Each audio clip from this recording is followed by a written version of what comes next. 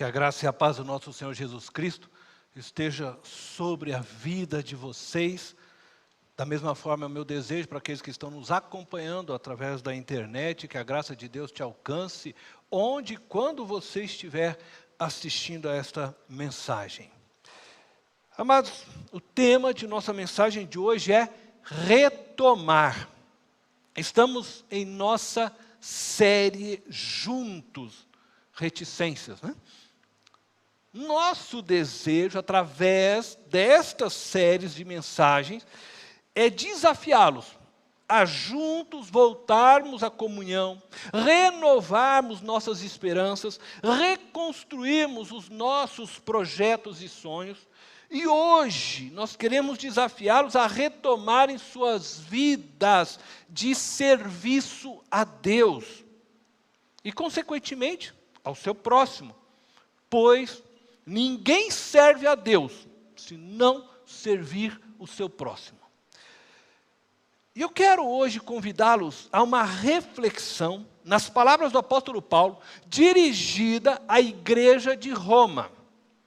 Então eu quero convidar todos para a leitura do texto de Romanos, capítulo 12. Nós vamos ler hoje o capítulo 12. E nós vamos fazer uma reflexão verso a verso. Mas eu quero fazer algo diferente, eu quero que você entre comigo nisto.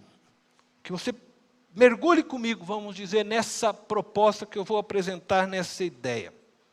Nós vamos ler Romanos 12, mas nós vamos ler nos esquecendo que Paulo escreveu para a igreja de Roma. Hoje eu quero que você desconsidere que essa carta foi escrita para a igreja de Roma. E eu quero que você entenda que o Espírito Santo de Deus quer usar estas palavras do apóstolo Paulo para falar a você hoje. Porque muitas vezes a gente lê e a gente pensa assim, mas era lá para a igreja de Roma, né? Era lá para aquele tempo. Não. O Espírito Santo quer falar com você hoje, agora, nesse momento. Então eu quero que você consiga, junto comigo, ler esta carta, entendendo que Deus está falando diretamente a nós. Por isso eu não vou hoje falar de contexto histórico, porque o contexto da carta é hoje. É a sua história. É a nossa história como igreja PIB de Itapevi. Então eu quero ler primeiro o verso 1 e o verso 2, e aos poucos eu vou destacando o que o apóstolo está dizendo a nós. Então, começando pelo versículo 1, diz assim: portanto, irmãos da PIB de Itapevi. Aí você pode até colocar seu nome. Portanto, Flávio, Luiz, João, Pedro, Giovanni, Cornélio, Décio, Marcelo, Agostinho, André, enfim, coloque seu nome. Ou Andréia, Rosana, Flávia, enfim, Maria.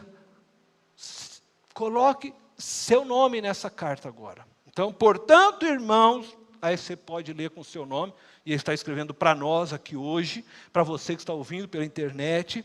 Rogo-lhes, pelas misericórdias de Deus, que se ofereçam em sacrifício vivo, santo e agradável a Deus. Este é o culto racional de vocês. Versículo 2.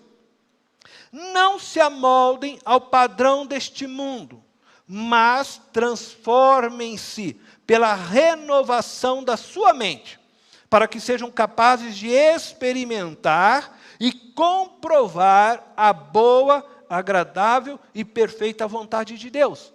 Eu quero destacar duas coisas antes de eu entrar em cada um destes versos com mais profundidade. O que Paulo está dizendo para nós, para você, para mim, Cornélio, é um pedido. Quando ele diz rogo-lhes, ele está dando uma ênfase, é um pedido enfático, de um desejo que ele tem. E ele está dizendo, rogo pelas misericórdias de Deus.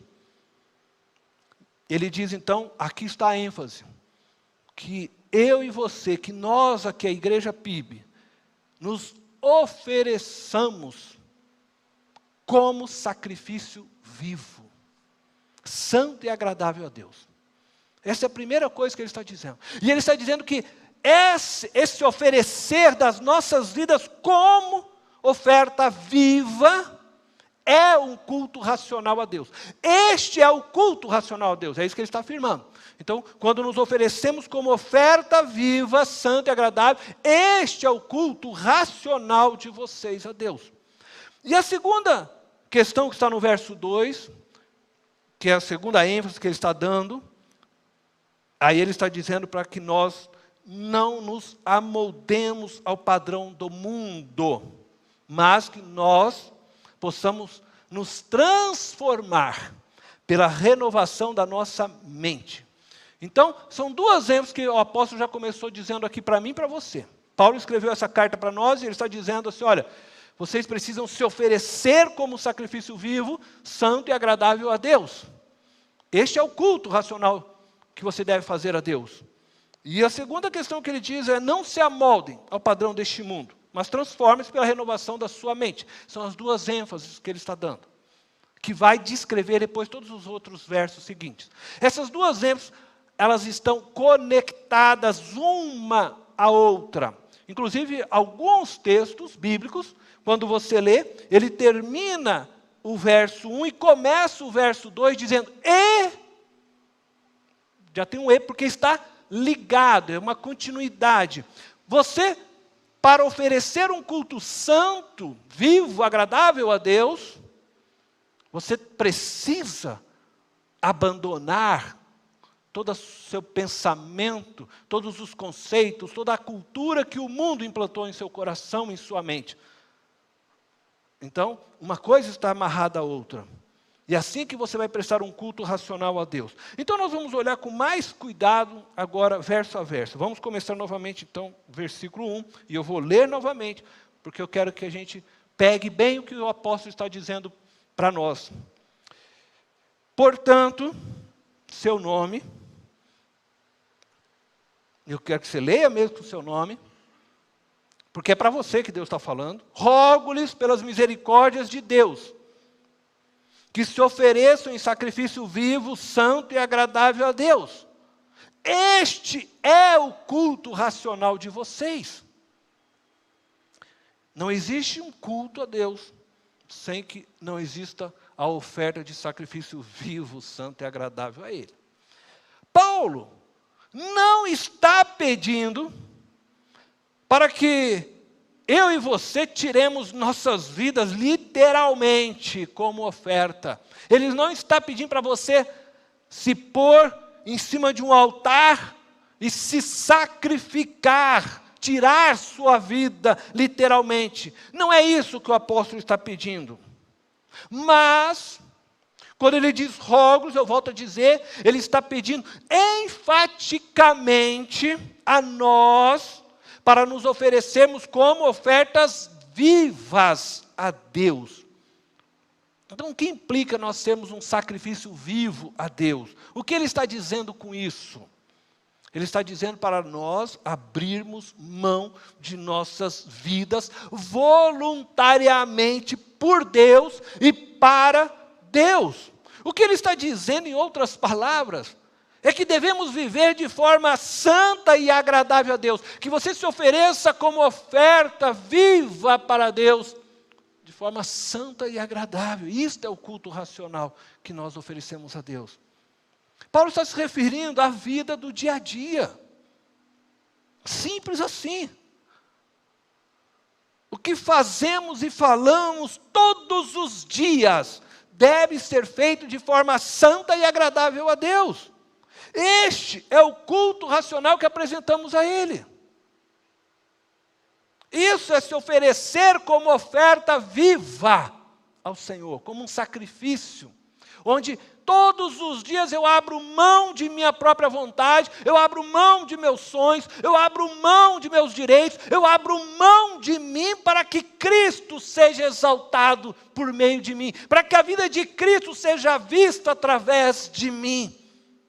É isso que Paulo está dizendo. Isso é oferecer um sacrifício vivo. Agora, enquanto eu não me ofereço em sacrifício, isto é, enquanto eu não estou disposto a imolar a minha vida, eu não estou disposto a morrer para que Cristo seja vivo, eu não estou oferecendo uma oferta viva a Deus. O culto não é somente o que fazemos no domingo.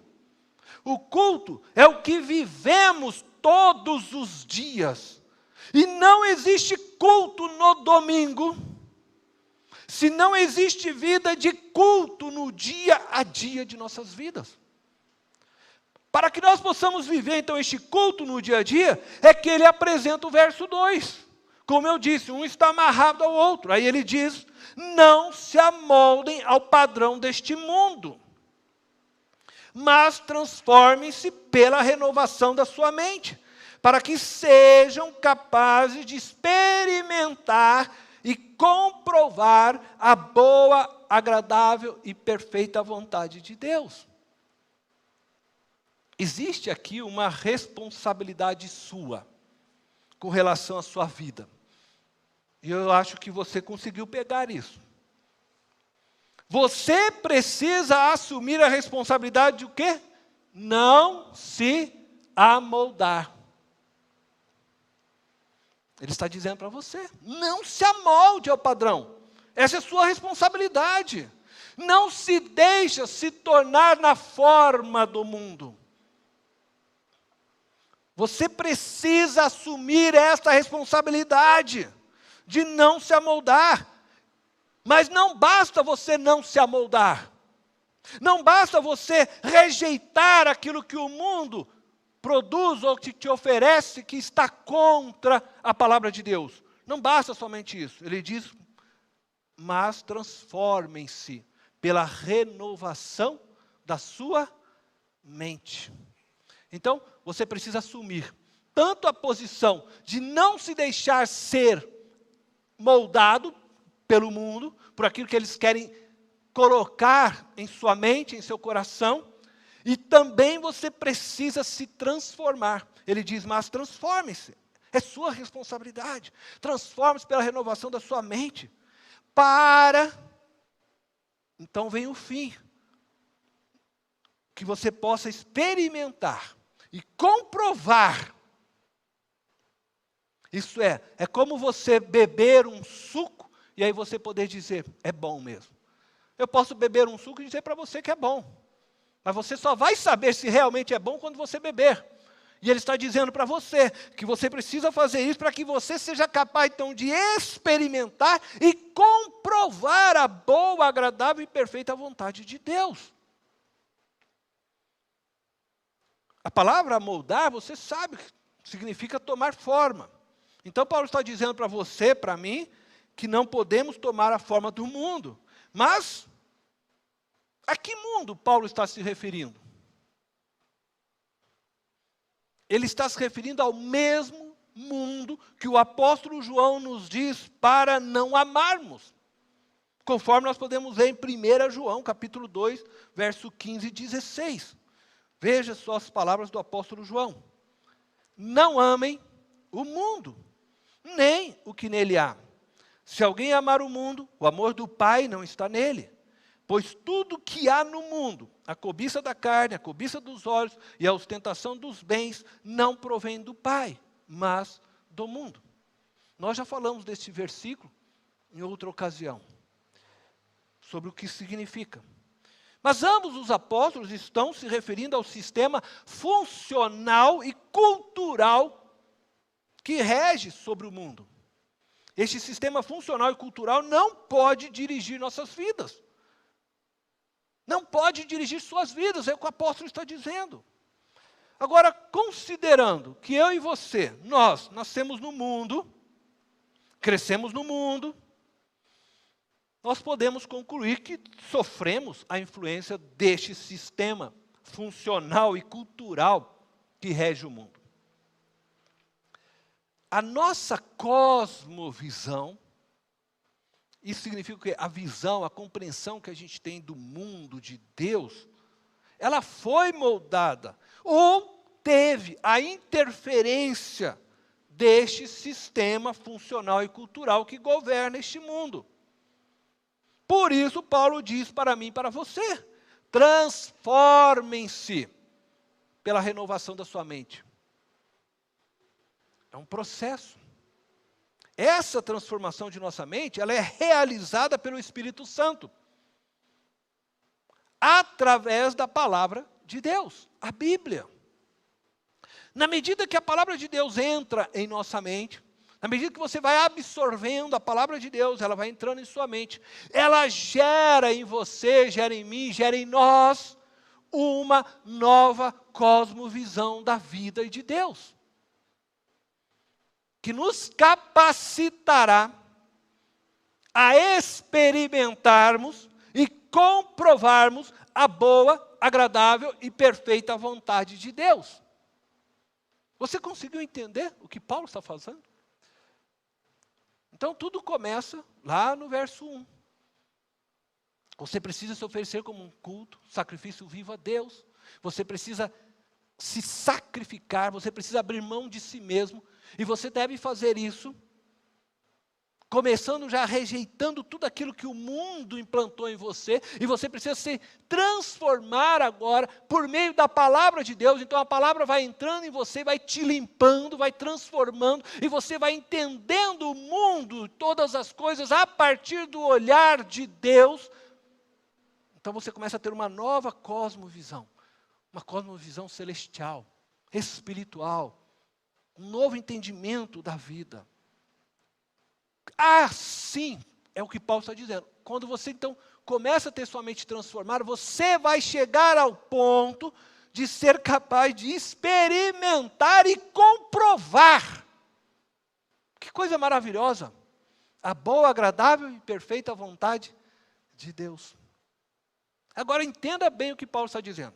Preste atenção, Paulo não está falando de vivermos uma vida confortável, boa e agradável neste mundo. Não é disso que ele está falando. E isto iria contra o ensino de Jesus, porque Jesus diz: no mundo tereis aflições. Vocês serão odiados, assim como eu fui odiado, Jesus diz. Se você é muito amado neste mundo, pode rever sua vida. É verdade. Talvez a sua luz não está incomodando ninguém. Talvez aquela velhinha já assim meio, sabe quando está fumegando, né, querendo apagar, precisa dar um sopro aí nela. Porque Jesus falou isso para nós. E Paulo não está indo aqui contra o ensino. Preste atenção, o apóstolo está afirmando que a transformação de nossas mentes nos capacitará a vivermos, isso é importante você entender, de tal forma que experimentaremos e comprovaremos através de nossas relações pessoais e diárias a boa, agradável e perfeita vontade de Deus.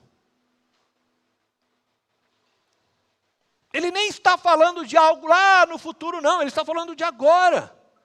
À medida que a minha mente é transformada, que a sua mente é transformada, que as nossas mentes são transformadas, nós podemos e devemos viver numa comunhão, numa vida tão intensa e profunda de relacionamento amável, de cumplicidade, que nós vamos experimentar dessa forma a perfeita e boa vontade de Deus. E nós vamos comprovar isso. É o que ele está dizendo. Ele não está pensando lá no reino celestial, não. Ah, lá no céu eu vou ver. Não. Por isso, agora, ele vai passar a mostrar, a partir do verso 3, de forma prática, como devemos nos oferecer como sacrifício vivo, santo e agradável a Deus. E só podemos nos oferecer de forma prática, como um sacrifício, a partir do momento que rejeitamos o modelo de sistema funcional e cultural do mundo e nos deixamos ser transformados pela palavra de Deus. Eu só vou conseguir viver o que Paulo está dizendo de sacrifício santo e agradável a Deus, isto é, quando eu me colocar no altar como um sacrifício ao Senhor. O que Paulo está dizendo é o que Jesus falou. Olha, se alguém pedir para você andar 1 milha, ande 2. Se alguém bater na sua face direita, dê o lado esquerdo. O que Paulo está falando é isso. Em outras palavras, ame, ame. E se você começar a viver isso, e parar, de tentar viver para si, isto é, se você não se oferecer como sacrifício, você nunca vai experimentar a boa e agradável e perfeita vontade de Deus. Mas quando você começar a viver isso, eu vivo, o outro vive, nós vamos começando a vencer todos esses obstáculos que muitas vezes nos impedem de viver bons relacionamentos. Nós precisamos nos libertar daquilo que nós recebemos na cultura lá fora.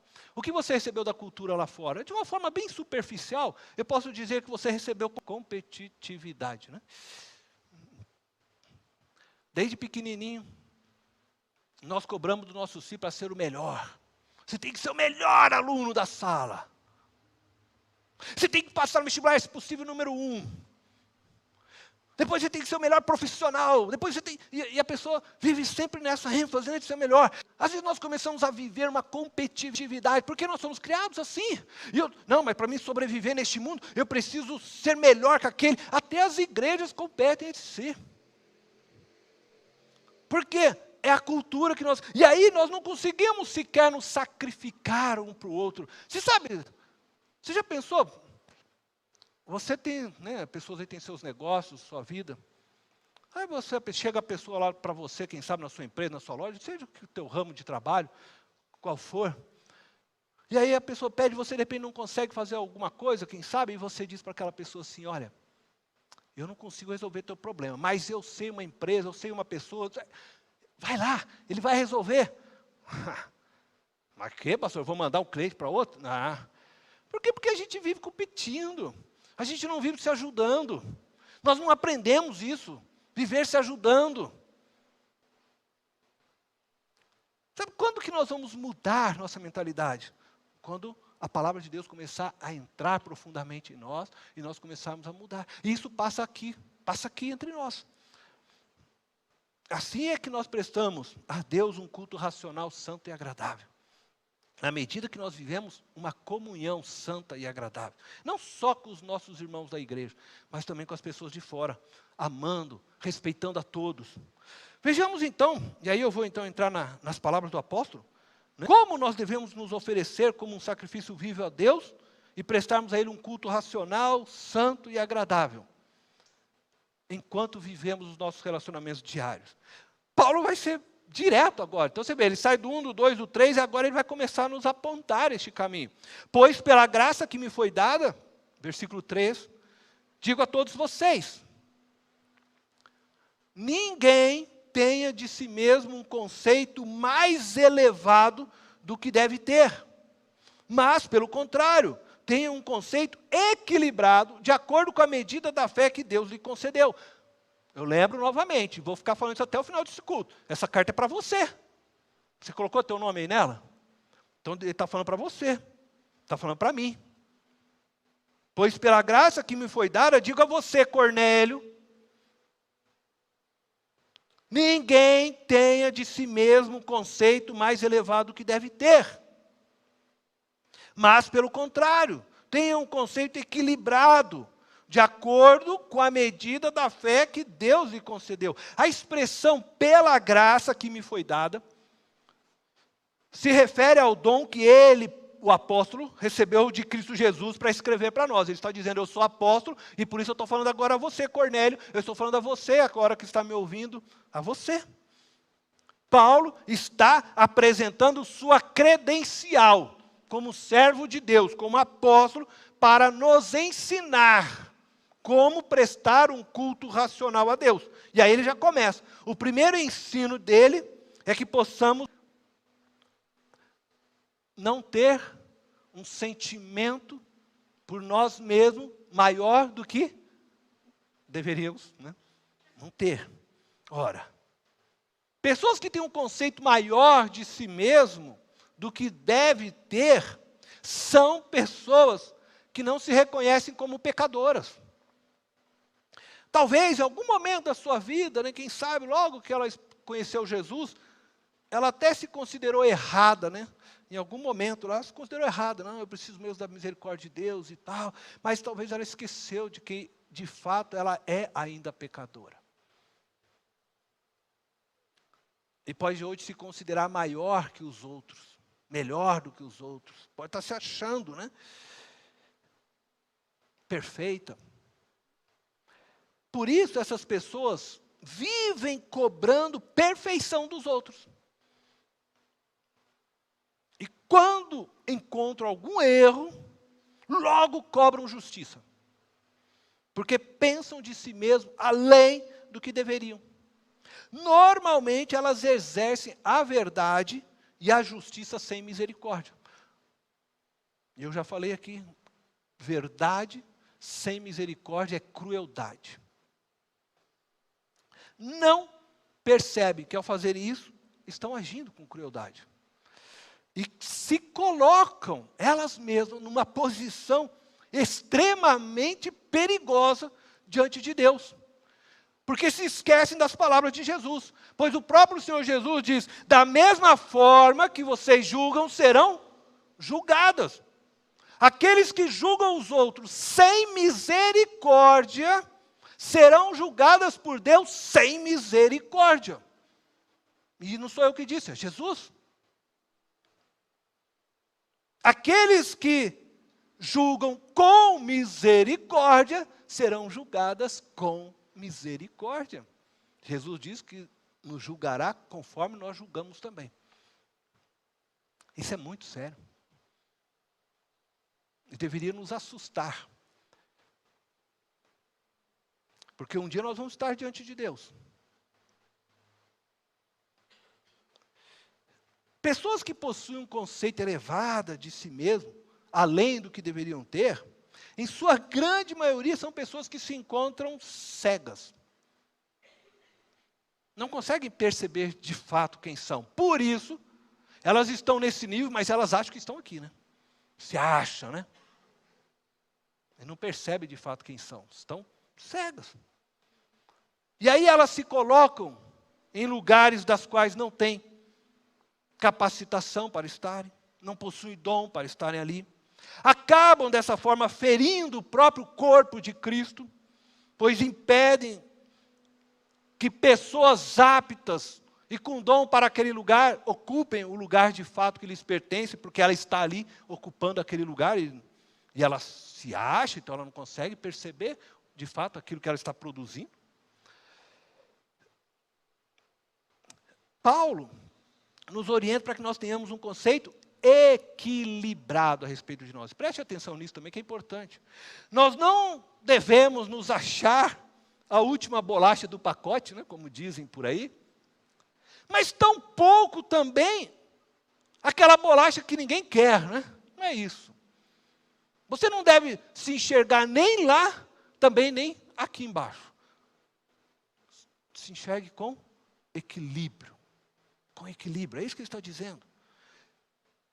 E quando ele se refere à fé, ele fala na medida da fé, fé aqui, neste verso, não tem o sentido, preste atenção, não tem o sentido comum que é usado nos outros textos, certeza de algo que se espera. Não é isso que ele está falando, e nem de convicção daquilo que não se vê. Não. Fé se refere aqui, sim, ao conhecimento que já foi concedido por Deus a você. É disso que ele está falando aqui. E cada um, então, deve se avaliar e se considerar a partir do conhecimento espiritual que já adquiriu. É disso que o apóstolo está tratando. Quanto maior a fé, isto é, quanto maior o conhecimento espiritual adquirido, maior será nossa contribuição no desenvolvimento do corpo de Cristo. E, ao mesmo tempo, menor será o nosso orgulho pessoal.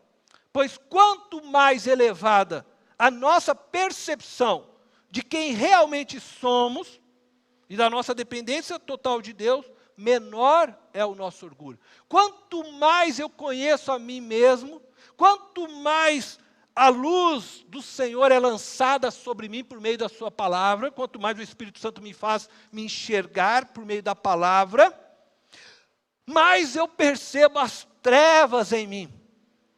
Isso é verdade.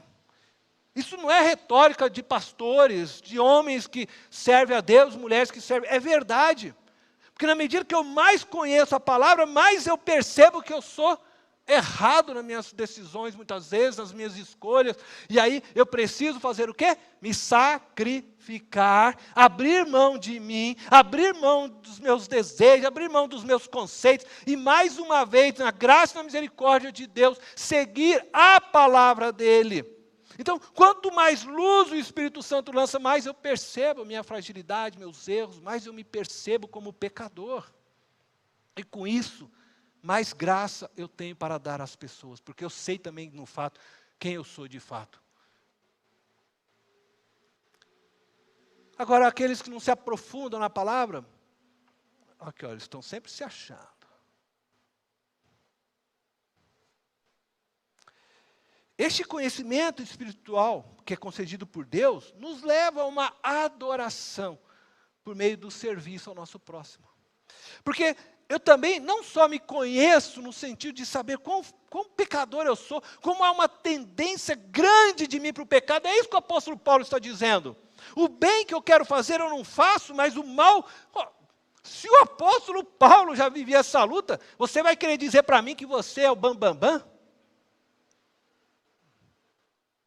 Agora, quanto mais nós vamos nos conhecendo, também o Espírito nos mostra quem somos dentro do corpo.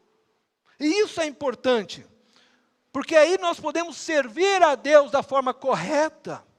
Eu me conheço porque o Espírito está me revelando em mim qual é o meu lugar no corpo de Cristo. E é o que Paulo vai então nos mostrar agora no verso 4 e 5. Preste atenção. Ele diz assim: assim como cada um de nós tem um corpo com muitos membros, né? Seu corpo, você tem pés, mãos, assim, nariz, orelha, cabeça, enfim, né? E esses membros não exercem todos a mesma função, assim também em Cristo nós, que somos muitos, formamos um corpo. E cada membro está ligado a todos os outros. Então, nestes dois versos, o 4 e o 5, o apóstolo reconhece que somos muitos. Ele reconhece, somos muitos. E que somos diferentes uns dos outros. Ele está usando essa analogia para dizer isso. Ele afirma que não temos a mesma função no corpo de Cristo. Mas estamos, segundo o próprio apóstolo, todos ligados uns aos outros.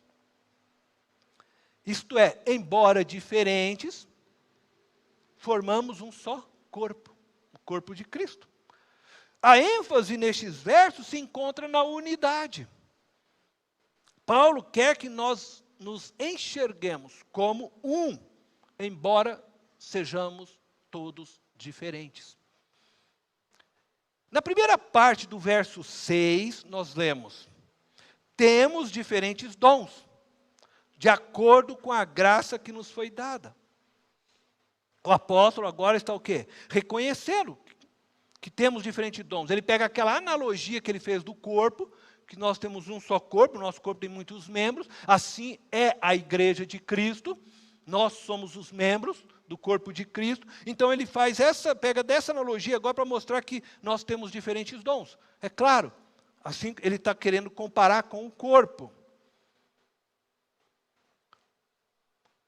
O que é isso? Uma mão. Uma mão já te traz para você a ideia de que ela tem uma função. Ela serve, né? Para segurar. Você pode usar, né? Para segurar uma caneta, escrever caneta, fazer obras, enfim. Ela tem essa função, ela vai pegar, ela vai segurar. Ora, o fato dela ser mão já define o que ela é e faz. É isso que Paulo está querendo dizer para nós. O pé não pode ser mão. O pé não pode ser mão, não tem como ele fazer a função da mão. Por mais que ele queira nem segurar a ferramenta, ele não vai conseguir segurar. Ele tem que ser pé. Essa é a função. É o que ele vai estar dizendo para nós a partir do verso do 6b para baixo. Então, o que eu quero que você entenda é que Paulo está querendo dizer para nós que nós somos diferentes, e cada um recebeu um dom, e esses dons já definem o nosso papel no corpo de Cristo. Essa é a função que Deus deu a você dentro do corpo, a partir dos dons. E estes dons, tá, que Paulo está mencionando, né, aqui, são diferentes das manifestações espirituais de 1 Coríntios 12. Que se manifestam aí conforme o Espírito deseja, quando Ele quer, nós não temos o controle, pertence ao Senhor. Agora, o que ele está dizendo aqui são dons que dependem de nosso conhecimento bíblico. Não são dons que exigem uma ação sobrenatural, mas são dons que o Espírito vai operando em nós no dia a dia. É diferente. Esses dons que nos foi dado por Deus, e que estão então sob esse nosso controle, eles devem ser usados para servir o outro no corpo. Então, Paulo está dizendo para você que você precisa usar seu dom para servir aos demais irmãos aqui no corpo. Então eu vou ler agora para vocês vão ver isso bem claramente a partir do verso 6, a parte B, tá? Aí nós vamos ler o verso 7 e o 8 também. Se alguém tem o dom de profetizar, use-o na proporção da sua fé. Volto a lembrar, esse dom não é o mesmo lá de 1 Coríntios 12. Se o seu dom é servir, sirva. Se é ensinar, ensine. Se é dar ânimo, que assim faça. Se é contribuir, que contribua generosamente. Se é exercer liderança, que a exerça com zelo. Se é mostrar misericórdia, que o faça com alegria. Estes dons alistados aqui por Paulo, nestes versos, definem o nosso papel no corpo de Cristo. E estes dons não estão condicionados, eu volto a dizer, a uma manifestação sobrenatural. Profetizar aqui não é revelação do futuro, mas é falar em nome de Deus. O profeta é aquele que fala em nome de Deus. Isto é, orientar, advertir com amor em nome de Deus. Mas deve ser feito na proporção, é isso que ele está dizendo. Você é profeta? Profetize na proporção da sua fé, do conhecimento que você tem da palavra de Deus. Não vai querer ensinar, advertir, corrigir pessoas daquilo que você nem tem conhecimento. Eu e você recebemos um destes dons de Deus. E devemos usá-los para podermos contribuir na edificação de nossa igreja, a PIB de Itapevi. Você não pode esconder seu dom, seu talento, a sua habilidade, pois um dia Deus cobrará de você. Jesus fala isso nas parábolas. Você não pode enterrar, você vai ser cobrado. Seu dom foi dado a você para que você sirva aos demais membros da igreja do corpo de Cristo. E dessa forma sirva a Jesus Cristo. Por isso eu quero dizer a você, e você que está em casa, principalmente, venha à igreja. Volte à comunhão e venha decidido a servir seus irmãos com o seu dom. Agora, eu digo, as palavras do apóstolo, é clara. Se o seu dom é servir, sirva e não lidere. Não é o seu dom. Não profetize, não é o seu dom. Você vai atrapalhar o corpo. É como eu falei, não adianta o pé querer fazer a função da mão, vai dar zica, né, como diz o povo aí, né? Vai dar problema. Se o seu dom é ensino, ensine, ele fala. Ele é claro. E aí eu digo a mesma coisa, se o seu dom é ensinar, não vai profetizar, não vai fazer, né, o dom do outro, qual seja, né? Como ele vai falando. Exerça o seu dom, porque ele define o lugar que Deus te colocou no corpo de Cristo. E Deus vai cobrar de você o exercício do seu dom. Se ele deu 1, ele vai cobrar 1. Se ele deu 2, ele vai cobrar 2. É a parábola. E lembro que tudo que Paulo nos falou até aqui, E que tudo que ele continuará falando nos versos seguintes apontam as atitudes que qualificam nossas vidas. Que volta lá no primeiro verso, como oferta de sacrifício vivo, santo e agradável a Deus. Sem essas atitudes, sem essa vida de entrega, não existe adoração verdadeira a Deus. Você pode até cantar e louvar aqui na igreja, você pode dar gritos de glória a Deus, mas essa adoração, sem que a sua vida seja oferecida como um sacrifício vivo no altar de Deus, ela é vazia de conteúdo e insustentável na presença de Deus. E depois de tratar de nossos deveres para com o corpo de Cristo, Paulo passa a tratar de nossos deveres pessoais como cristãos. Então ele mostrou para nós como adorar e viver como corpo, mas agora ele também trata de questões além. E eu vou ler com vocês. Paulo afirma no verso 9, o amor deve ser sincero. Odeiem o que é mal, apegue-se ao que é bom. Paulo agora diz que o amor entre nós deve ser sem hipocrisia. Toda dissimulação deve ser desfeita. Amar de forma dissimulada, sem verdade, é uma atitude má. O amor deve ser sincero. Odeiem o que é mal.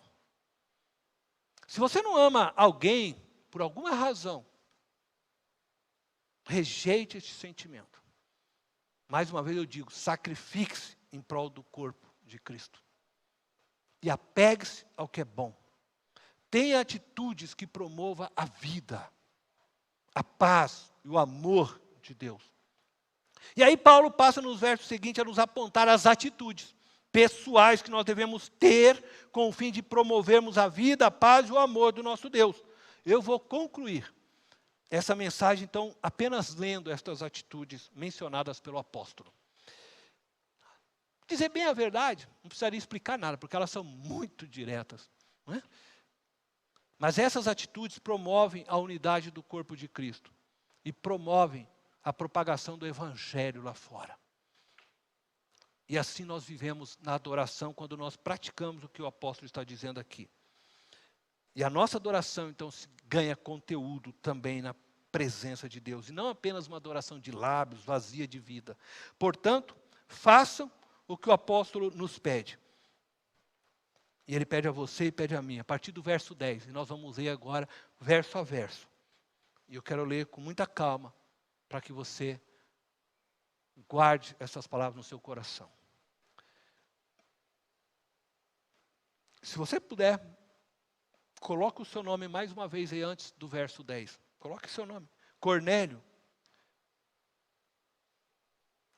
Dedique-se uns aos outros com amor fraternal. Prefiram dar honra aos outros mais do que a si próprios.